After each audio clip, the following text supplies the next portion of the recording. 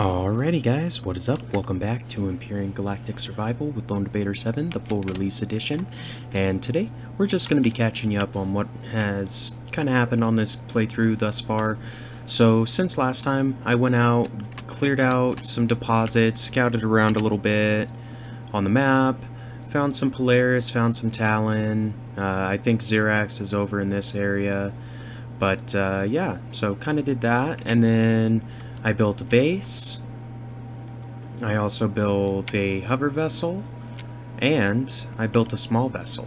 So I've got pretty much the early game set up. Like, this small vehicle can do basically everything except for warp, which isn't a big deal. I can throw a warp drive on top of this ship pretty easily once I get the required level. I want to say it's 15. So I could, in theory, get Pentaxid tank. Level 10. So we have to get 2 more levels before we can start warping anywhere. But we can fly into space with this ship. I haven't done it yet. I wanted to kind of share that with you guys. So we'll do that towards the end of the episode because we need to go up and start mining some asteroids. So this is the base. Just want to show it off. So I designed this template myself. In creative full release, so it's definitely compatible as far as the stats go. It's about 30,000 under. It's got 8 sentry guns, 9 sentry guns, something like that. Bunch of lights. It's oxygenated with ventilators in case you're playing on a non-breathable atmosphere planet. It doesn't come with this armor locker that I added in manually. But it comes with a large constructor and a small constructor, fridge, food processor, O2 station, ammo box, 2 cargo boxes, fuel tank, O2 tank, and then all the sentry guns, generator, all that shit. All the solar panels I added on, the capacitors I added on, after I built it, the bed I added, just because kind of the idea with this template is it's something you can churn out relatively quickly for low resources, so it's called the Starting Fort. It is, I believe I've published it to Workshop. I think that's what that little thing means. Anyway, 480 stone dust, 448 silicon, 146 iron, 134 copper, and 79 carbon. The reason why there's so much silicon is because of all the windows. So I guess I could have just made this a concrete slab. But I actually really like the design of this, personally. I think it's decent compared to my normal structures, which have, like, no design at all. They're just a cube with enough space to fit all my stuff, because I can't be bothered unless I build, like, one of the templates off of just the default game or whatever. Anyway, so that's the base. Pretty straightforward, pretty basic.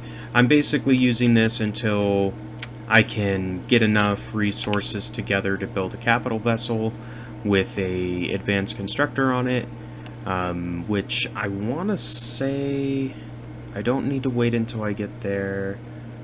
Is it this one? It might be this one. I thought I made a new one. It's this guy. No? I don't know. Anyway, we're going to try to get a capital vessel that's big enough to hold our small vessel inside of it, so we can start warping around a little bit easier and kind of utilize that as our base for the most part. Like, this base is decent, like, don't get me wrong, it's very well defended, and the power is pretty good loading wise. It has decent starting materials, you know, as far as like the constructors and things inside of it. Like, it's a good set, like, starter base, but for anything more serious, like, it doesn't have a medical station or anything cool like that. But anyway, so this is the small vehicle I decided to build for the full release. So I know I mentioned last time I went and built a bunch of templates. Well, I say a bunch, I built like 3 templates for the full release version of the game before I started this series so I could use them throughout. But anyway, it's not bad. Like, this one is going to be this guy right here. So it's really cheap. It unlocks at level 5, so I mean, you can get this for less than like 70 iron, 70 of each of the copper, silicon, iron ore, and then as far as the carbon substrate goes, you need like maybe 20 plant fibers and maybe like 5 stone So, I mean, super inexpensive small vehicle, and it does fly off the base template. I have modified mine by adding the Gatling guns to it, which there is room for at least 2 Gatling guns. You could probably fit maybe 1 more, maybe 2 more, I don't know. It's pretty close to maxing out the CPU. But I also upgraded the thrusters, because this is a pretty armored ship, even though it's starter. It's all made out of steel, so it's heavy.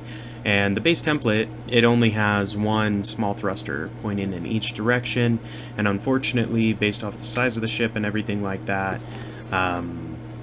it doesn't move very fast. It does move, and it does have all the features and everything, so it's a great ship, don't get me wrong, but I would suggest, you know, getting out to your whatchamacallit, medium engines right away, because if you don't, your ship's going to be really slow and it's not going to be fun flying around. You'll get frustrated waiting. But we are in orbit. There's some Polaris, well, there's at least a trading station that we know of, so that's good. There should be some resource asteroids. So if you take a look at the map, so the map is broken down into like 3 phases. So you've got your base map, which is going to be based upon what level of zoom you're at. So if you're on the planet, it'll be a planetary map. If you're in orbit, it'll be an orbital map. If you're at the star, it'll be a solar system map, that kind of thing.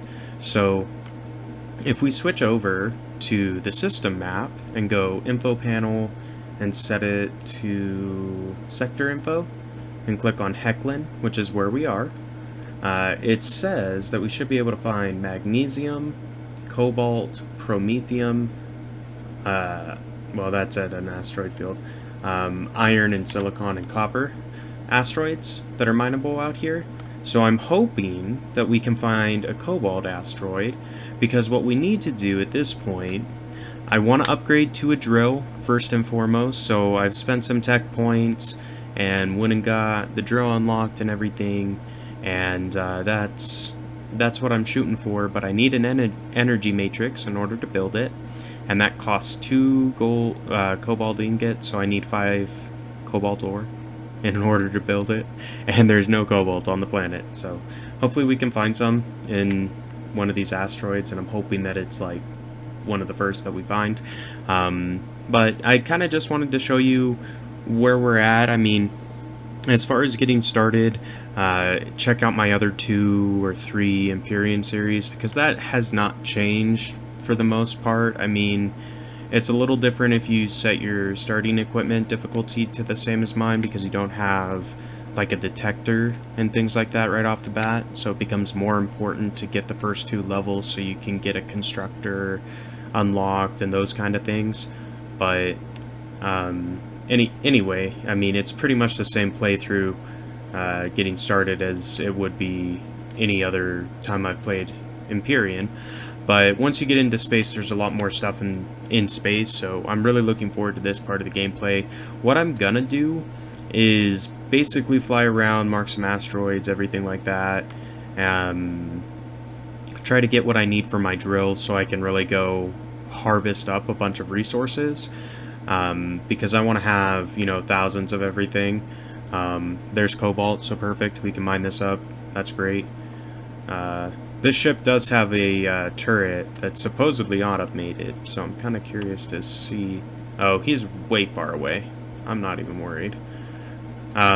Anyway, so I'm gonna mine out these asteroids, I'm gonna mine some resources, get my drill, kind of get started, and when we come back next time, we're kind of gonna cover getting a capital vessel set up, most likely, or maybe expanding the base, something like that. We might have some shots of us raiding some Xerax bases, I don't know. I'm kind of playing it by ear this time, but I do want to harvest some resources, and that's boring, so I won't bore you with watching me use a drill to get cobalt or whatever. But we will come back next time so we can kind of explore a little bit more of this space elements with the full release version of Empyrion, because that's what's new. So anyway, stay tuned for that. If you enjoyed the episode, be sure to like, comment, subscribe as always, and until next time, this has been Lone Debater 7, and we will see you.